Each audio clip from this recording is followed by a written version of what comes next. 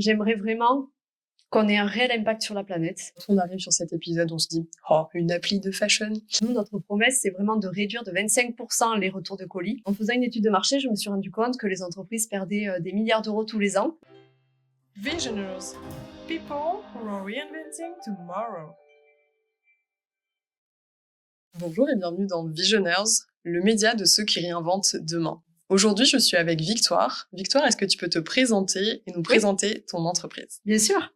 Alors enchantée, moi c'est Victoire et donc j'ai créé Style Nexus 8. C'est une société spécialisée dans l'IA pour mettre en avant des solutions de sièges virtuels. Donc l'objectif c'est de proposer les sièges virtuels à toutes les personnes qui ne veulent pas ou qui ne peuvent pas se déplacer en magasin. Donc si je comprends bien, Victoire, c'est une solution où grâce à son téléphone ou son ordinateur, quand on veut acheter un vêtement, on peut l'essayer directement et on a le retour direct sur l'écran. Exactement, c'est en temps réel en fait. Quand vous allez sur un site internet et que vous voulez essayer un vêtement en particulier, vous cliquez sur le bouton essayer et ensuite le vêtement apparaît sur vous d'une manière très réaliste. Donc Victoire, on va apprendre à un peu mieux te connaître. Est-ce que tu peux nous parler un petit peu de ton parcours avant Style Nexus 8? Oui, alors j'ai fait une école de commerce, je n'étais pas du tout destinée au secteur de la tech, mais pour autant, voilà, je me suis beaucoup intéressée à ce secteur et puis j'ai commencé à me former petit à petit. Ensuite, j'ai travaillé pour un cabinet de conseil dans les nouvelles technologies aussi. D'accord. Et puis, je suis restée dans ce secteur m'a plu et j'ai appris à coder à côté en autodidacte de Ça, c'est moi-même. beau. Voilà, merci. Ça, c'est beau. Donc voilà, j'étais passionnée par le sujet et puis petit à petit, ça s'est fait comme ça. Je suis originaire d'un petit village de 200 habitants où clairement on a plus de vaches que d'habitants. Ouais, pour une tech girl, c'est voilà, original. Ça nous fait un point commun, ouais. Et donc en fait, le sujet qui s'est posé, c'est que je commandais beaucoup en ligne les vêtements parce que je n'avais pas de magasin à disposition ou alors il fallait faire 1 heure de route minimum. C'est de là qu'est venue mon idée en fait de créer l'entreprise avec de l'essayage virtuel parce que j'avais cette problématique. À chaque fois qu'il y avait un colis que je recevais et que la taille du vêtement ne correspondait pas ou que je n'aimais pas la texture, je le renvoyais. Et je me suis dit, c'est pas possible, il y a quand même quelque chose à faire sur ce sujet. Oui. Et en faisant une étude de marché, je me suis rendu compte que les entreprises perdaient des milliards d'euros tous les ans, les entreprises de prêt-à-porter, à cause des retours de colis seulement. D'accord. Et ensuite que aussi niveau écologique, impact écologique, c'était énorme. Il y avait des tonnes et des tonnes de CO2 qui étaient dépensées. Je crois que on était à l'équivalent de 80 tonnes de CO2 rien que l'année dernière, qui étaient dépensées dues au retour de colis de vêtements. Ok. C'est énorme. Donc c'est pour ça, il y avait un gros sujet sur ce point-là. Oui. Et c'est pour ça que j'avais réfléchi à une solution qui permettait de réduire ces retours de colis en proposant l'essayage virtuel aux utilisateurs. Trop bien. Donc voilà, on travaille avec des marques de prêt-à-porter et ça, pour le moment, c'est le début et ça se passe bien. Félicitations. Merci. Quand est-ce que tu as lancé ce projet? J'ai lancé le projet en 2024, donc oui, ça fait récent. un an et demi, oui. Ok, voilà. Canon. Quand on arrive sur cet épisode, on se dit « Oh, une appli de fashion !» Pas du tout. Il y a vraiment une profondeur, il y a une volonté d'aller réduire les émissions de gaz à effet de serre, parce qu'on pense au transport, donc il y a des gens qui travaillent pour rien, il y a ces transports qui sont effectués, il y a les emballages qui vont être gaspillés quelque part. Exactement. Donc ça enlève de la friction et peut-être de l'insatisfaction client aussi, parce que quand on attend avec impatience son colis et que 7 jours après on arrive, qu'on essaye et que ça nous va pas du tout, qu'on se dit « Mince, je ne m'aime pas dans ce vêtement », double frustration, Belle plein explication. plein de bénéfices. Trop bien. On va rentrer un petit peu plus dans le vif du sujet entrepreneurial. Moi, je veux que chacun de mes invités explique quel est le modèle économique derrière son business, parce que derrière les business à impact, on voit toujours des idéalistes, des gens qui lèvent des fonds et des boîtes qui sont pas rentables. Mais moi, j'invite des gens qui gagnent leur vie avec ce qu'ils font. Donc, quel est ton modèle économique? Qu'est-ce que tu vends à tes clients donc qui sont des marques? Et est-ce que les utilisateurs paient quelque chose? Est-ce que tu peux nous en parler un petit peu plus? Alors, nous, on travaille directement avec les marques de prêt-à-porter qui souhaitent proposer l'essayage virtuel à leurs utilisateurs. Donc, nous, notre promesse, c'est vraiment de réduire de 25% les retours de colis. Et donc, par ce biais, on va avoir l'essayage virtuel qui, d'un autre côté aussi, permet d'augmenter leur chiffre d'affaires. Bien sûr, meilleure conversion à la vente. Ouais, minimum 30% et au-delà. Voilà, donc c'est canon. Et ensuite, réduire les retours de colis, donc moins de frais pour les entreprises. Et côté utilisateur, c'est très intéressant aussi parce qu'on peut se projeter dans le vêtement.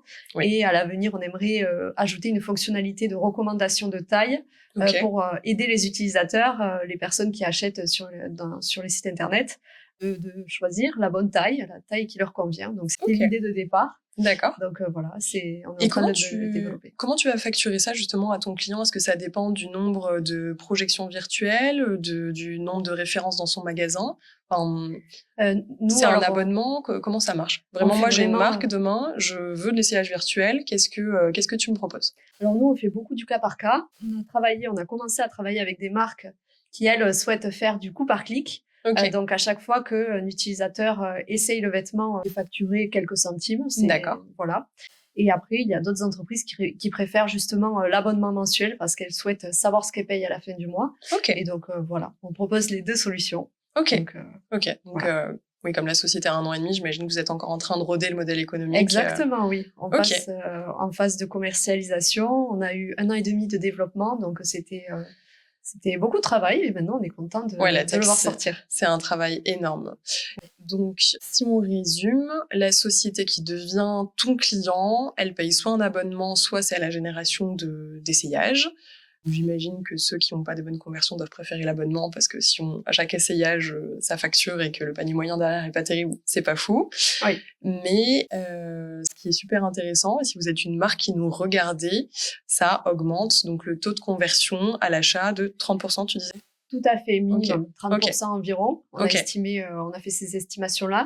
Oui. Et puis après, les marques aussi peuvent avoir un visuel sur ce qui se passe, sur Oui. combien de clics il y a eu, combien de ventes il y a eu par rapport au nombre de clics. Elles Oui. peuvent se faire un avis. Donc, on a une période d'essai de 7 jours. Ok. Donc, déjà, elles peuvent avoir un avant-goût de comment ça se passe, de est-ce que c'est performant, etc. Et puis ensuite, Ok. en général, elles continuent de travailler avec nous. Donc, ça vous donne encore plus de data en marketing si vous avez une marque. Ouais. Quel produit on essaye, sur quel produit on se projette. Est-ce que, je sais pas, suite à beaucoup d'essayages, il y a beaucoup de paniers qui sont annulés. Donc ça peut aussi vous faire avancer sur votre réflexion produit. Tout à fait. Ça, c'est cool. Exactement. Donc, modèle économique simple, pour ceux qui se posent la question. Technologiquement, c'est assez capé, on en parlera sûrement après.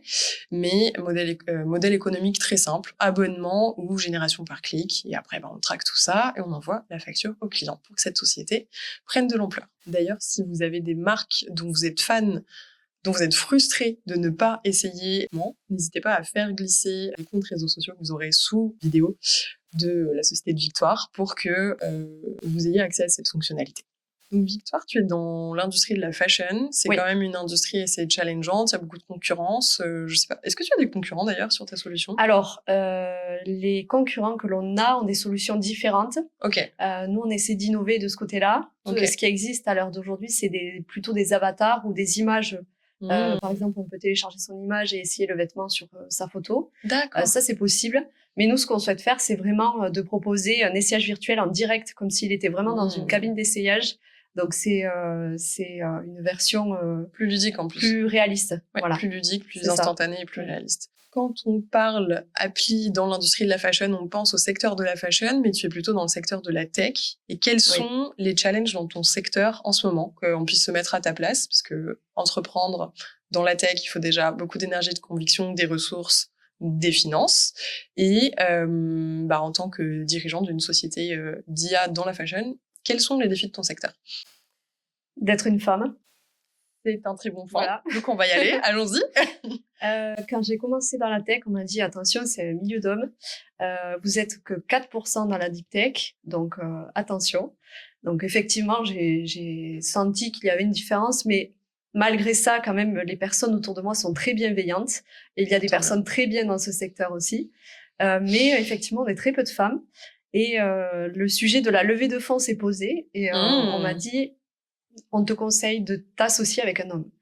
Donc effectivement, le sujet, ça m'a un peu surpris au début. Tu sais comment on appelle ça d'ailleurs? Ça va faire beaucoup rire notre audience. On m'avait dit la même chose quand j'ai eu une aventure startup. On appelle ça la caution pénis. Et en effet, on recommande d'avoir un cofondateur ou un CTO homme.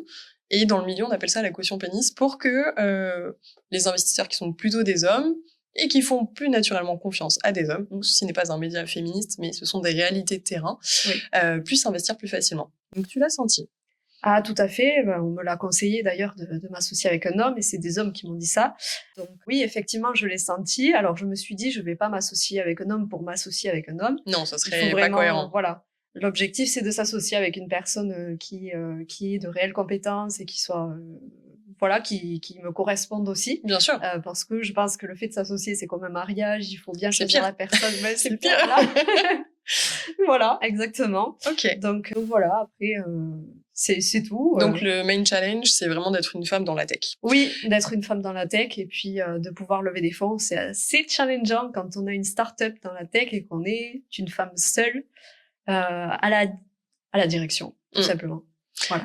Mais par rapport à ça, tu as pris une belle revanche parce que cette année, tu as reçu un prix quand même sympa. Est-ce que tu peux nous en parler? Oui, tout à fait. Alors, j'ai reçu le prix des 101 femmes à Matignon. Donc, c'est On a BPI quelqu'un France. avec nous. Voilà. C'est BPI France qui a organisé ce concours pour mettre en avant les femmes entrepreneurs parce que justement, ils ont constaté que il y avait des choses à faire sur ce sujet-là par rapport à ce qu'on vient de se dire. Et donc, l'objectif, c'est de mettre en avant une femme par département en France. Donc, il y a 101 départements. Et donc, chaque femme représente son propre département. Et ensuite, on a eu la chance de monter pendant 2 jours à Paris et de rencontrer plusieurs ministres et plusieurs personnes hyper impliquées dans la vie politique et dans la vie entrepreneuriale. Et c'était vraiment une opportunité superbe parce que ça m'a ouvert énormément de portes et notamment voilà, avec des investisseurs, avec d'autres personnes. Donc voilà, je remercie BPI France qui a créé ce programme parce que franchement, pépite.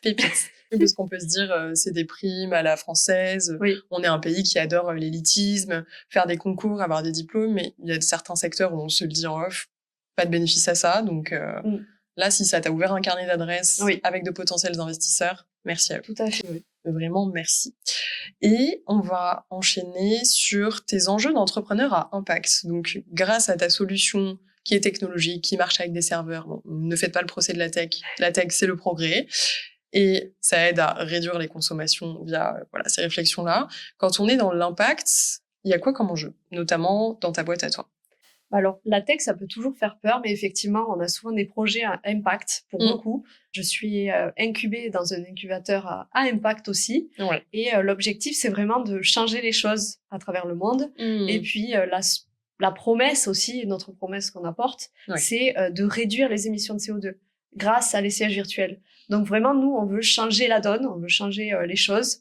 Bon, déjà, le fait qu'on puisse réduire de 25% les retours de colis. Puis voilà, après, on a aussi un impact du côté de l'entreprise, parce qu'on a une entreprise qui est innovante, qui est française, et qui peut toucher le monde entier. Donc voilà. C'est tout ce qu'on te souhaite. Ouais. Génial. Comme on touche le monde entier, on va partir dans les questions signatures. J'ai 2 questions signatures que je vous ressortirai à chaque format. Si vous me découvrez sur un short, gardez bien celui-ci parce que vous le verrez chez chacun de nos invités. Ça va devenir, je pense, parfois un running gag. Si tu étais un personnage historique, qui serais-tu, Victoire? Je pense que je serais Marie Curie. Ah, voilà. Dis-nous pourquoi. Parce que c'est une femme qui a été pionnière dans son domaine, qui a vraiment changé les choses. Elle a été la première femme à recevoir le prix Nobel. Oui. Donc voilà, cette femme m'inspire. En plus, j'étais au lycée Marie Curie au début. Comme par hasard. Donc voilà, c'est le destin. Très bien. Non, je trouve que cette femme a été très inspirante. Donc c'est pour ça que j'ai pensé à Marie Curie. Ok, voilà. Hyper intéressant. Et c'est vrai que femme, entrepreneur dans la fashion, toujours bien sapée, les gens doivent mettre des étiquettes toujours dévalorisantes parce que ça rassure que les femmes soient moins que ce qu'elles ont l'air d'être. Oui. Il faut quand même une sacrée matière grise et une sacrée quantité d'audace pour mener le projet que tu mènes. Oui, tout à fait. Parce qu'en off, ça donne quoi? Combien de devs? Après, est-ce que tu as quelques chiffres? On est 5 personnes qui travaillent à temps plein et après, on a plein de personnes tout autour aussi qui participent au projet. Wow. Mais après, c'est vrai qu'on a la chance d'avoir des personnes très bienveillantes dans l'entreprise, donc ça, c'est super. Ouais. Mais c'est vrai que, en tout cas, au cours de ma vie, souvent, on m'a beaucoup sous-estimé. Mais j'imagine que ça arrive à tout le monde. Mais en tout cas, moi, je me suis dit, c'est pas, de toute façon, ils me connaissent pas, ils savent pas forcément mon parcours. Et puis, je me suis dit, il faut pas s'arrêter aux avis des autres, il faut pas s'arrêter à ce que les gens pensent et il faut foncer. Totalement, voilà. totalement. Et comme là tu fais toi, d'ailleurs. Oui, une bonne résiliente. C'est sûr que pour le quota de gens qui vont vous dévaloriser, si vous avez des projets un peu fous comme ceux de nos invités, vraiment ne vous découragez pas. Il y aura toujours des gens jaloux qui, en miroir, vont se sentir inconfortables à vos côtés parce que vous osez, parce que vous avez de la profondeur, parce que vous pensez à l'avenir. Mais il y aura tout un tas de fans et de gens qui vont vous pousser. Et d'ailleurs, je compte sur vous pour repartager tous les épisodes, tous les formats courts, qui vous auront inspiré, parce que les entrepreneurs qu'on reçoit à Visionaires ont besoin de force, ont besoin d'ampleur, et on ne parle pas que d'argent, on parle d'impact. C'est vraiment le fond de ce média. On a des gens qui sont humains, qui mouillent le maillot, qui se mettent en danger tous les jours, qui mettent en danger leurs économies, qui mettent parfois en danger leur santé pour faire avancer des causes. Donc, un petit repost de votre part, ça coûte pas grand-chose et ça les aide beaucoup. Deuxième question signature, si tu étais une super-héroïne, laquelle serais-tu? Alors, c'est un peu cliché, mais je vais dire Wonder Woman. Alors, je veux... petite brune, Wonder Woman. Non, parce que c'est pareil, elle est dans un milieu d'hommes, quand même. Oui. Notamment dans le premier film. C'est vrai. Voilà, elle est dans un milieu d'hommes et quand même, elle défonce les portes, elle y va, elle fonce. Elle réfléchit pas, elle se dit pas est-ce que je vais y arriver, etc. Elle y va. Elle réfléchit pas, enfin si, elle réfléchit un peu quand même, mais effectivement. Elle est dans l'action, elle est tournée vers l'action. C'est une fonceuse. Ok, ouais. Donc c'est ce trait que tu retrouves entre toi et elle. Hyper intéressant. Grande question, et là, tu peux nous faire un grand déroulé sans censure. Si tout était possible, que ferais-tu? Donc sans limite de temps, d'argent, d'équipe. Si on étend ta vision et ton ambition au max, ça donne quoi chez Style Nexus 8? Ah ben je serais déjà à la Silicon Valley si tout était possible. Ah. Et pourquoi pas? Oh, c'est vrai, oui, effectivement, il faut rêver grand quand on est entrepreneur. Je pense que c'est primordial de rêver grand, mais tout en restant raisonnable, parce qu'effectivement... Réaliste. Alors, voilà, réaliste. Raisonnable, je suis pas fan. Raisonnable, réaliste, pas forcément, mais effectivement, être réaliste, mais rêver grand, et surtout avoir son âme d'enfant et toujours vouloir jouer, aller, voilà, faire ce qui nous plaît, aller jusqu'au bout des choses, et puis foncer, quoi. Trop bien. Voilà. Donc, à la Silicon Valley, un rêve un peu américain. Je sais pas, tu aimerais faire un YC Combinator ou des choses comme ça? Alors, l'objectif, moi, je suis très attachée à la France, à ce que BPI France m'apporte, etc. Parce que, voilà, ils m'ont beaucoup apporté. Mais effectivement, j'aimerais pouvoir développer aussi rapidement ou aussi grandement que les entreprises qui sont à la Silicon Valley, comme on connaît tous Facebook, enfin Meta maintenant, Meta, Instagram, oui c'est Meta aussi. Voilà. Ok. En termes de rêve, est-ce qu'il y a des marques internationales que tu rêverais de toucher, avec lesquelles tu rêverais de travailler? S'il y a des gens qui nous écoutent qui ont des contacts chez ces marques, c'est le moment de tendre les oreilles. Alors effectivement, l'objectif c'est de travailler avec des marques à impact aussi. Donc vraiment ce qu'on souhaite, on a des valeurs qu'on souhaiterait conserver, donc impact sociétal, environnemental aussi. Donc on aimerait cibler des marques qui ont les mêmes valeurs que voilà. T'as des noms à nous citer de marques avec lesquelles t'aimerais bosser? Bon, alors, j'aimerais bien que ce soit des marques françaises pour commencer. D'accord. Comme le groupe LVMH. Oui. Après, ça peut être, voilà, toute entreprise, Lacoste. Des belles marques. Voilà, des belles marques. Maisons. Des belles mais maisons. Qui ont aussi de belles valeurs, comme je connais Stella et Suzy. Qui a de belles valeurs, je trouve. Enfin, voilà, plein de marques comme ça que j'apprécie beaucoup. Victoire, quand tu ne seras plus de ce monde, le plus tard possible bien évidemment, qu'est-ce que tu souhaiterais avoir laissé comme empreinte via ton travail, ta société? J'aimerais vraiment qu'on ait un réel impact sur la planète. Ça, c'est l'objectif. Je viens d'un milieu rural et pour moi, la nature, c'est très important. Et donc, pourquoi pas allier la tech qui peut être perçu comme quelque chose de dangereux, mais pourquoi pas l'allier pour des choses positives et des choses bien qui peuvent changer le monde et la planète. Voilà. Trop bien. Trop bien, trop bien. Je sais pas quand tu seras 10 millions, 20 millions de chiffre d'affaires à l'année, est-ce qu'il y a une partie de tes gains que tu aimerais réinvestir dans une cause ou quelque chose qui est très cher à ton cœur? Pourquoi pas? Je sais pas, les animaux, là. Oui, tout à fait. Qu'est-ce qui pourrait faire sens pour ça?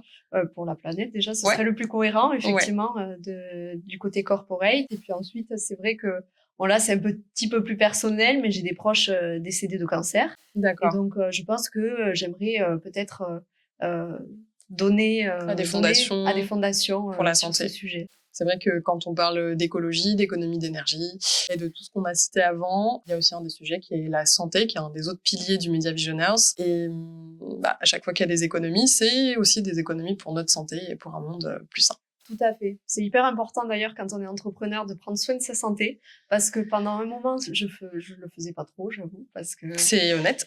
Voilà. Je faisais pas trop attention et je me disais, il faut y aller, il faut travailler. Et j'en venais à un stade où vraiment je saturais complètement. Donc c'est vraiment important de prendre du temps pour soi, se retrouver et profiter aussi pendant tout le parcours, pendant tout le processus du développement de la start-up ou de votre entreprise. Donc, on arrête le sacrifice. Vraiment. Voilà. C'est le message qu'on a à vous passer aujourd'hui. Victor, si tu avais un conseil à nous donner, nous, entrepreneurs, vous, public, qui veulent faire des choses que les gens parfois sous-estiment, parce que tu nous en as parlé. C'est vrai qu'en tant qu'entrepreneur, surtout dans l'impact, je l'ai connu. Bon, j'avais de grandes ambitions. Pareil, start-up, levée de fonds, station F. Et il y a toujours des gens pour douter de nous. Donc, qu'est-ce que tu leur dirais à ces gens-là? Si jamais il y a des détracteurs qui viennent à vous, surtout ne les laissez pas faire. Faites abstraction de ces personnes. La meilleure intuition, c'est la vôtre. Les seules personnes que vous pouvez écouter, c'est les personnes qui vous veulent du bien, qui vous font du bien dans le projet. Et le principal, c'est de toujours s'écouter, d'aller au bout des choses, de votre intuition, de ce que vous pensez. Et surtout, vous laissez pas faire parce que vous méritez d'être là, vous méritez votre place et juste foncez. On adore cette mesure, entre guillemets. C'est vrai que c'est quelque chose que j'ai dit à un client il y a pas longtemps. J'ai quelques clients que j'accompagne en individuel sur du business advising. Et je lui ai dit, écoute, Romain, parce qu'il me posait des questions sur d'autres prestataires, je lui ai dit, Romain, tous les conseils, même les miens, c'est d'abord toi. C'est d'abord ton intuition. C'est toi le patron. Donc, quand vous êtes à la tête et leader d'un projet, c'est votre intuition qui compte. Donc, le mental, bien sûr qu'il y a des stratégies, il y a des choses logiques, mathématiques qu'on mesure avec des chiffres, avec de la data. Mais on le sent.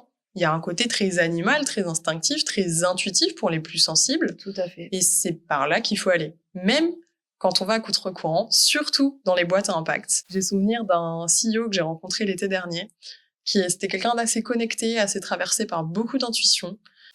Il m'a dit vraiment, des fois, j'ai des choses, j'ai l'impression que ça vient d'une autre galaxie, ça me pourfend la tête. Ça va contre-courant de tout ce qui est fait, mais c'est par là qu'il faut aller. Donc vraiment, écoutez-vous. Ouais, c'est vrai. Complètement. D'ailleurs, j'ai vu une vidéo sur les réseaux sociaux qui m'a beaucoup fait réfléchir quand j'ai commencé l'entrepreneuriat. Ouais. C'était une dame qui disait en anglais, si une fleur ne pousse pas, est-ce que tu le reproches à son environnement? If a flower doesn't bloom, do you blame the flower or its environment? Donc du coup, voilà. En gros, si une fleur n'arrive pas à pousser, est-ce que vous allez blâmer la fleur ou son environnement? Voilà, en général, c'est si ça va pas, s'il y a des choses qui bloquent, c'est qu'il y a quelque chose qu'il faut changer, je pense. Je pense que cette phrase était très puissante, donc je voulais la partager. Oui. Et souvent, tu vas peut-être nous en dire un peu plus, mais dans chaque parcours d'entrepreneur, notamment à impact, on est sur une revanche qu'on prend sur la vie, sur son secteur, sur une industrie, sur quelqu'un qui nous a dit qu'on n'était pas capable. Beaucoup de gens dans l'impact ont une forme de génie. Les petits génies, on a souvent été bully, comme on dit en anglais, bisutés à l'école. On a la peur de se montrer. Donc, je sais que pour certains, venir dans le média, c'est déjà un grand pas. Voilà. Toutes ces blessures, elles ont creusé un peu une dette en nous, un manque de confiance, des traumas parfois, des chocs post-traumatiques pour certaines. Mais elles vous donnent aussi un élan et une force pour aller entreprendre. Donc, si les jours où vous n'avez plus d'énergie, quelque part, allez puiser dans cette revanche, dans cette rage, pas tous les jours, parce que sinon votre système nerveux va vous faire un procès, mais ça vous est pas arrivé par hasard. Et c'est pour ça que j'aime autant m'intéresser au parcours des fondateurs, parce que derrière, il y a vraiment cet élan, ce moteur qui vient de ça. Tout à fait. Et puis, si on vous dit que vous êtes bizarre, c'est pas grave, c'est ok. C'est un compliment. Voilà. Moi, j'adore. T'es bizarre, mais merci. Mais ouais, ça veut dire que t'es unique. Ouais. Voilà. Ouais. Les gens vont appeler ce qui est différent bizarre, alors que c'est une singularité. Et je dis ça à pas mal d'amis. Elles étaient qualifiées de bizarres parce que beaucoup de compétences artistiques, des réflexions. Et je dis, mais tu sais, là, dans ton milieu, c'est une critique. Dans les milieux avancés, où il y a plus d'argent, où il y a plus de pouvoir, tu serais la star du milieu. Mais exactement. C'est exactement ça. Bon, on t'a souvent dit que t'étais bizarre? Oh, ça m'est déjà arrivé, mais des copines à moi, qui très gentiment m'ont dit t'es bizarre, mais on t'adore comme ça. Ah, ok. Voilà. Bon, ça va, c'était mesuré. On adore ta bizarrerie parce que parfois, bon, j'ai peut-être un humour un peu décalé ou voilà, des choses comme ça. Et c'est vrai que je rentre plus forcément dans les clous maintenant. Avant, j'avais un CDI, mais maintenant, c'est terminé. Ouais. Je suis entrepreneuse pour le moment, donc voilà, entrepreneuse ou présidente de l'entreprise. Voilà, des titres à force, mais voilà, après, elles me disent, oui, c'est dingue de faire ce parcours parce que effectivement, tout le monde n'arrive pas à passer du CDI à l'entrepreneuriat. Ça peut être challengeant. Ouais. Mais franchement, il faut toujours s'écouter. Moi, C'est ça faisait clair. des années que l'entrepreneuriat, ça me passionnait. J'étais depuis très jeune, quand j'étais étudiante, je faisais partie d'un groupe d'entrepreneurs, d'une association. Ok, J'ai adoré, c'était super, franchement. ok. Et depuis toujours, en fait, l'entrepreneuriat me plaisait. J'avais cette Hmm, petite étincelle et à chaque hmm. fois qu'on voyait sur les réseaux sociaux, you can do it, entrepreneur, Ah oui, machin.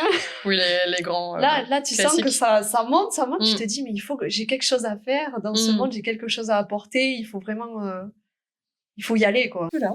Victoire, ça fait pas tant d'années que ça que tu es entrepreneur et tu t'es lancé quand même dans un projet énorme dès le début. Qu'est-ce que ça t'a appris en tant qu'individu? Énormément de choses. Ce qui s'est passé, c'est qu'en fait, j'ai eu pendant une période de ma vie, donc c'était surtout tout ce qui était collège, lycée, une période très très compliquée Ok. où je me suis, du coup, je me suis remise en question. Hmm, Voilà, j'ai travaillé sur moi-même. J'ai hmm. eu beaucoup de développement personnel. Enfin, j'ai fait beaucoup de développement personnel. Ouais. Et au final, en fait, j'étais dans une période très sombre, Hmm. mais qui m'a permis de rentrer dans une période où je m'éclate dans ce que je fais et, euh, et une période vraiment au top, quoi. Donc, enfin, au top. Oui, J'aime tu bien es dire au top, devenu quelqu'un que tu mais aimes être voilà, après avoir souffert et c'est avoir dû ça. En masteriser fait, beaucoup de choses. voilà, là où je veux en venir, c'est que quand on a des périodes compliquées dans la vie, Hmm, comme ça a pu arriver à beaucoup d'entre nous, hmm, en fait, il faut pas désespérer, il faut toujours avoir la foi d'un monde meilleur, d'un hmm. futur meilleur. Je pense qu'il faut toujours positiver et rester très, oui, Très ouvert aux bonnes choses qui très peuvent ouvert se aux bonnes passer. choses, parce que au bout du tunnel, Pardon. il y a toujours la lumière. Et puis, franchement, même si si jamais vous traversez une période difficile, compliquée, Hmm, il y aura toujours un après, hmm. une après-guerre, comme on dit. Ouais, c'est vrai, c'est bien dit. Et ensuite, c'est encore plus beau qu'avant, Hmm. vraiment.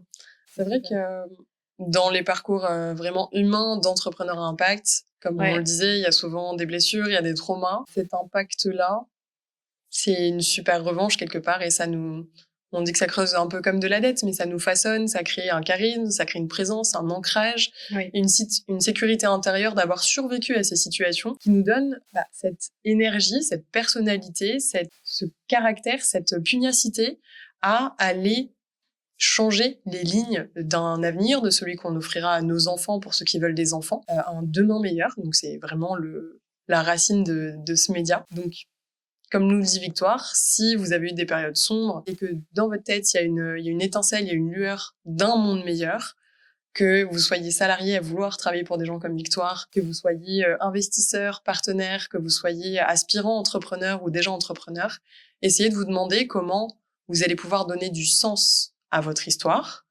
et du sens à un avenir meilleur, parce que c'est vraiment en allant chercher dans votre histoire quelques petites clés, quelques graines, quelques souffrances majeures, que vous allez pouvoir les transmuter. Donc, vous allez dire, on est chez les super-héros. Oui, tout à fait, on est chez Visionaires. En un projet qui a du sens et qui va impacter surtout beaucoup d'autres êtres humains. Donc, je vais pas nier vos souffrances, mais de notre petite souffrance à l'échelle d'un individu, on peut impacter des centaines, des milliers, voire des millions de personnes grâce à ce qu'on fait tous les jours. tout à fait. Ouais, ce qui m'a aidé, c'est d'accepter la souffrance, de la vivre pleinement. On va faire de la psychologie là.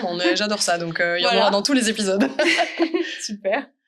De la vivre pleinement et puis ensuite de transformer ces souffrances en force pour avancer. Et c'est vraiment là que ça va faire la différence. Oui, merci Victoire. Pour terminer, j'offre à tous mes invités un espace call to action. Qu'est-ce qui pourrait t'aider en ce moment pour développer ton entreprise? Alors, là, on va commencer une grosse période de levée de fonds. Donc, comme vous le savez, en étant une femme, c'est pas le plus simple. Bon, après, voilà, c'est pas forcément simple pour les hommes non plus, mais on va dire qu'on n'a pas la tâche facile en étant une femme. Heureusement, il y a de plus en plus de fonds qui sont très ouverts à ça, et je les remercie énormément. Mais si vous connaissez des fonds d'investisseurs ou même des business angels qui seraient intéressés à rejoindre l'aventure, je suis carrément ouverte à ça. Ok. Et puis après, et même si vous connaissez des entreprises qui sont intéressées, je les accueillerai avec plaisir et je leur présenterai la solution avec plaisir. Très Et bien. vous pouvez m'envoyer d'ailleurs un message quand vous voulez, où vous voulez sur LinkedIn. J'échangerai avec vous avec plaisir à toutes les questions que vous avez. Génial. On sent l'émotion du fondateur dans ces moments-là. Donc, si vous êtes business angel ou family office, fonds d'investissement, n'hésitez pas à contacter Victoire pour qu'on puisse mieux essayer nos vêtements et arrêter de polluer la planète inutilement juste pour être très stylé. Et si vous avez des marques, notamment des marques engagées, contactez-la également pour qu'elle vous fasse une démonstration du produit. On le rappelle, meilleure conversion pour vos ventes, plus de data pour piloter vos collections et une expérience utilisateur moderne, affirmée et qui se démarque des concurrents. Donc marques françaises, internationales, peu importe. Si vous travaillez chez des marques ou pour des marques, si vous êtes agence, si vous êtes consultant ou freelance chez des marques qui peuvent être intéressées par cette solution, c'est quelque chose de futuriste, c'est fun. On se dit allez, c'est parti, très bien, ça me va bien, ok, go. Je pourrais peut-être acheter ma future tenue d'intervieweuse Tout à fait. pour Visioners via Style Next Suite. Ouais. Ok, trop Voilà. bien. Merci Victoire d'avoir pris ce moment avec nous. Et merci Plein à de bonnes choses à toi. toi. Avec grand plaisir. Merci pour tout ce que tu organises. Merci. Super. Voilà. Et on te souhaite le meilleur. Mais merci beaucoup et bonne journée à tout le monde. Merci, salut. Cet épisode vous a été proposé par Brainologist, votre marque de compléments alimentaires pour la santé cérébrale, qui vous offre 20% de réduction avec le code Visioners.